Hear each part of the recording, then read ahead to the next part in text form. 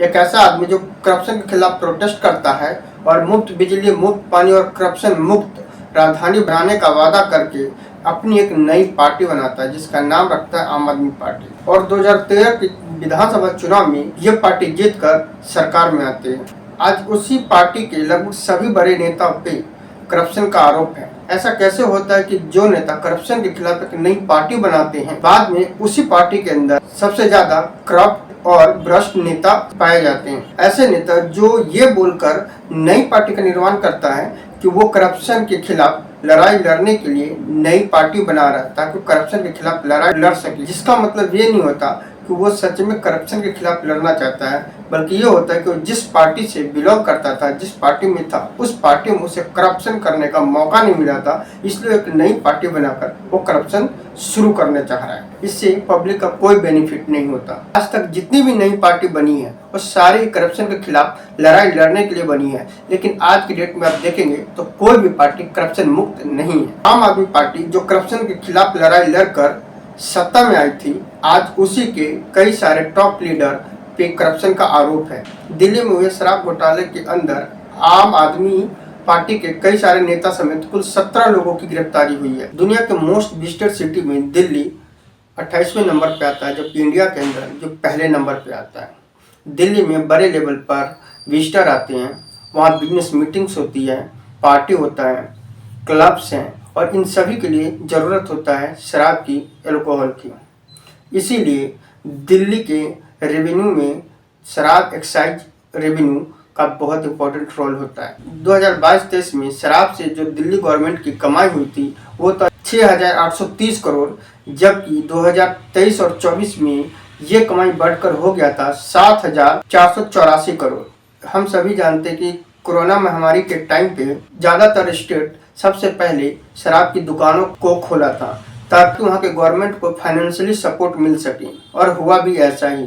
अगर दिल्ली की बात करें तो पहले दिन जब शराब की दुकान खोला गया था उस दिन एक दिन की कमाई 7.65 करोड़ की कमाई हुई थी। दिल्ली नेशनल कैपिटल रीजन होने के कारण भी यहाँ सबसे ज्यादा शराब की डिमांड रहती है। फरवरी 2021 में आम आदमी पार्टी एक नई एक्साइज पॉलिसी लेकर आता है और उस एक्साइज पॉलिसी को बनाने के लिए एक ग्रुप तैयार किया जाता है, और उस ग्रुप में उस समय के डिप्टी सीएम मनीष सिसोदिया और हेल्थ मिनिस्टर सत्येंद्र कुमार जैन भी शामिल होता है।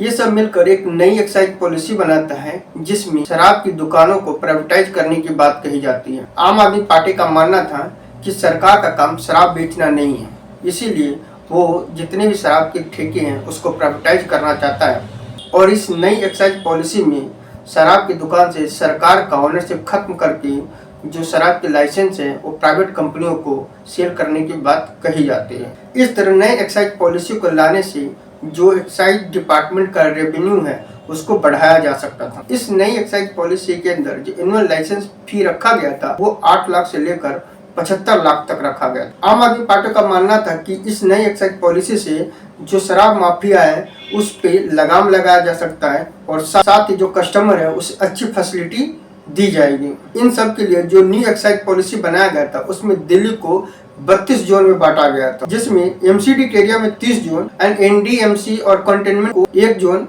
और एयरपोर्ट एरिया को 1 जोन में रखा गया था। इस नई एक्साइज पॉलिसी में कई सारी नई चीजें ऐड करी गई थी, जैसे कि प्राइवेट कंपनियां एमआरपी से कम दामों पे शराब को बेच सकती हैं, और न सिर्फ बेच सकती हैं बल्कि उस पर ऑफर भी वो दे सकती हैं। इतना ही नहीं बल्कि जो शॉप खुलने की टाइमिंग थी उसे भी बढ़ाकर 3 AM तक कर दिया गया, और कंपनी चाहे तो होम डिलीवरी भी शराब की कर सकता है। इसके अलावा जो दिल्ली में दारू पीने की जो एज लिमिट थी पहले 25 साल, उसको भी घटाकर 21 साल कर दिया गया था। इसके अलावा जो कंज्यूमर है उसके बेनिफिट के लिए कुछ और रूल्स ऐड किए गए थे, जैसे कि जो भी शराब का दुकान होगा उसका एरिया, कारपेट एरिया कितना बड़ा होना चाहिए, जो लाइन लगने की एरिया है वो भी रोड पे नहीं बल्कि शॉप के अंदर ही होना चाहिए, शॉप प्रॉपर ग्लास से कवर्ड होना चाहिए, शॉप में एसी होना चाहिए, शॉप के अंदर सीसीटीवी कैमरा लगा होना चाहिए, और साथ ही उस सीसीटीवी कैमरे से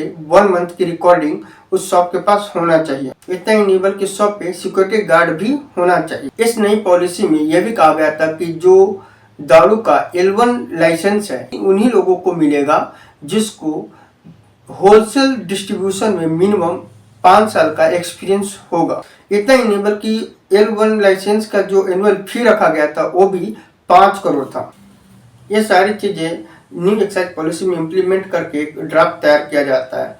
इसके बाद इस न्यू एक्साइज पॉलिसी को ज़रूरत था दिल्ली में लागू करने का, लेकिन ये एक्साइज पॉलिसी तब तक दिल्ली में लागू नहीं हो सकता जब तक इस पर LG का अप्रूवल नहीं मिल जाता। जब ये एक्साइज पॉलिसी बन जाती है तो इसका ड्राफ्ट तैयार किया जाता है और ड्राफ्ट तैयार करके इसे दिल्ली के LG विनय कुमार सक्सेना को भेज दिया जाता है। Vinay Kumar Saxena new excise policy को देखती हैं और उसमें कुछ चेंजेस को बताकर उसको पास कर देते हैं। LG विनय कुमार सक्सेना का कहना था कि जो नॉन कन्फर्मिंग एरिया है उस एरिया में तभी शराब की दुकान खोली जा सकती है जब उसे MCD से परमिशन मिला। इसके बाद 17 नवंबर 2021 को न्यू एक्साइज पॉलिसी दिल्ली में लागू कर दी जाती है। नई एक्साइज पॉलिसी इम्प्लीमेंट करने के बाद सब कुछ बढ़िया चल रहा था, लेकिन प्रॉब्लम तब आई जब जून 2022 में दिल्ली कांग्रेस के प्रेसिडेंट चौधरी अनिल कुमार ने न्यू एक्साइज पॉलिसी के अंदर मल्टी करोड़ स्कैम के खिलाफ कंप्लेंट दर्ज करवाया। बीजेपी और कांग्रेस का कहना था कि आप सरकार ने पैसे लेकर शराब का लाइसेंस प्राइवेट कंपनियों को दिया है।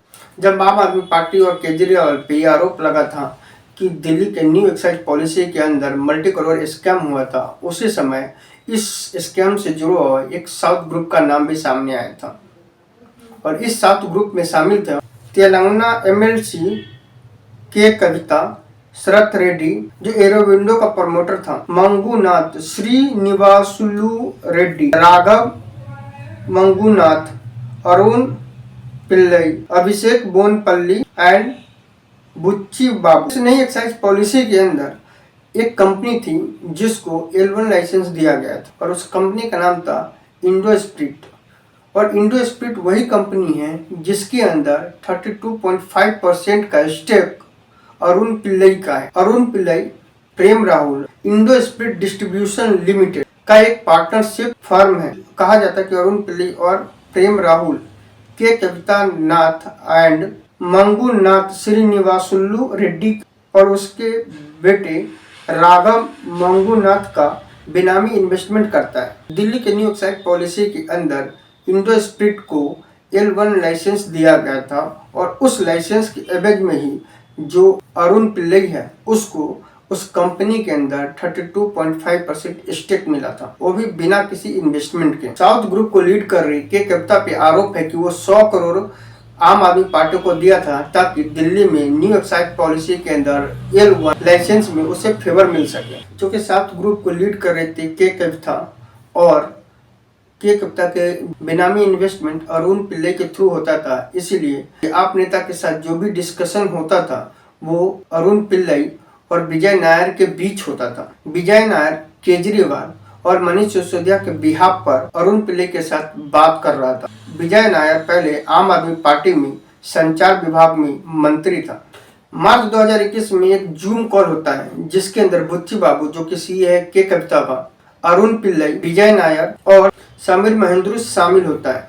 ये सभी जूम कॉल पे बातें करते हैं दिल्ली में आने वाले न्यू एक्साइज पॉलिसी के ऊपर और उसमें मिलने वाली अपॉर्चुनिटी के ऊपर। विजय नायर दिल्ली के न्यू एक्साइज पॉलिसी के ऊपर काम कर रहा होता है और जो भी चेंजेस साउथ ग्रुप को चाहिए था वो उस पॉलिसी में करवा रहा होता है और जिसके बदले में आम आदमी पार्टी को फंड देने की बात होती है। इसके बाद जून 2021 में हैदराबाद के कोहिनूर होटल में एक मीटिंग होता है, जिस मीटिंग में Butchi Babu, Arun and Abhishek, Vijay Nair and businessman Dinesh Arora से मिलने आते हैं, जिसमें वो डिस्कस करते हैं कि साउथ ग्रुप को कैसे दिल्ली के न्यू एक्साइज पॉलिसी के अंदर बेनिफिट पहुंचाया जाए, जो इशू है उसे कैसे खत्म किया जाए, वो डिस्कस करते हैं इस मीटिंग के अंदर। दिल्ली के न्यू लिकर पॉलिसी स्कैम में 30 मई 2022 को आम आदमी पार्टी के नेता सत्येंद्र जैन की गिरफ्तारी होती है। उसके बाद 26 फरवरी 2023 को मनीष सिसोदिया को अरेस्ट किया जाता है, जिसके बाद मंगूनाथ, राघव और उसके बेटे को 3 अक्टूबर 2023 को गिरफ्तार कर लिया जाता है। अक्टूबर 2023 को संजय सिंह को अरेस्ट किया जाता है और 15 मार्च 2024 को के कविता को अरेस्ट किया जाता है और इसके बाद इस न्यू लिक्विड पॉलिसी के अंदर जो स्कैम हुआ था उसके अंदर केजरीवाल को भी गिरफ्तार कर लिया जाता है। 21 मार्च 2024 को केजरीवाल को भी इस स्कैम के अंदर गिरफ्तार कर लिया जाता है। सीएम पद पर रहते हुए गिरफ्तार होने वाले केजरीवाल अपने पद से इस्तीफा नहीं देते हैं। हालांकि ऐसा नहीं है कि पहली बार किसी सीएम को सीएम पद पर रहते हुए गिरफ्तार किया गया था। इससे पहले भी लालू प्रसाद यादव और हेमंत सोरेन को भी सीएम पद पर रहते हुए गिरफ्तार किया था, लेकिन ये दोनों ही अपने पद से इस्तीफा दे दिया था। लगभग 6 महीने तक ट्रायल के बाद केजरीवाल का बेल मंजूर हो गया है, लेकिन इस बार का बेल केजरीवाल को कुछ कंडीशन के साथ मिला है, जिसकी वजह से केजरीवाल ने इस बार बेल मिलने के बाद सबसे पहले अपने सीएम पद से इस्तीफा दे दिया, जिसके बाद वो अपनी पार्टी के एक दूसरे नेता को सीएम पद के लिए चुना है। केजरीवाल के इस्तीफा देने के बाद दिल्ली के नई सीएम बनी है आतिशी मरलेना। इस बार जो अरविंद केजरीवाल को बेल मिला, उस बेल के साथ कोर्ट ने कुछ कंडीशन रखा था, जिसमें शामिल था कि केजरीवाल अपने सीएम ऑफिस नहीं जा सकती और न ही वो ऑफिस के किसी भी फाइल पे साइन कर सकते हैं। इसके अलावा अरविंद केजरीवाल इस केस से जुड़ा किसी भी बातों को पब्लिक डोमेन में कोई भी कमेंट नहीं करेगा। इस कंडीशन के साथ केजरीवाल सीएम रहते हुए भी पावरलेस सीएम हो गया था और इसी चीज से बचने के लिए केजरीवाल ने अपना इस्तीफा दे दिया और अपनी जगह अपनी पार्टी के दूसरे नेता को सीएम बना दिया। सीएम पद से रिजाइन के साथ ही केजरीवाल ने दिल्ली की जनता को एक और मैसेज देने की कोशिश किया है, जिसमें वो ये बताना चाहता है कि केजरीवाल को कुर्सी का कोई लालच नहीं है। हालांकि इसके पीछे का अगर स्मार्टनेस देखेंगे तो आपको पता चलेगा कि बहुत ही स्मार्ट तरीके से केजरीवाल ने सीएम पद से इस्तीफा दिया है। हाल ही में हरियाणा में चुनाव होने वाला है, जहां पे केजरीवाल भी चुनाव लड़ रहा है और उसके बाद नेक्स्ट ईयर फरवरी के आसपास दिल्ली के विधानसभा चुनाव होने वाला है और उस चुनाव में सही तरीके से लाभ लेने के लिए अरविंद केजरीवाल ने अपने सीएम पद से इस्तीफा दे दिया, ताकि लोगों को ऐसा लगे कि उसे कुर्सी का कोई लालच नहीं है और उसकी वजह से उसे आने वाले चुनाव में जो दिल्ली में होने वाला है उसमें उसे भरपूर बेनिफिट मिल सके।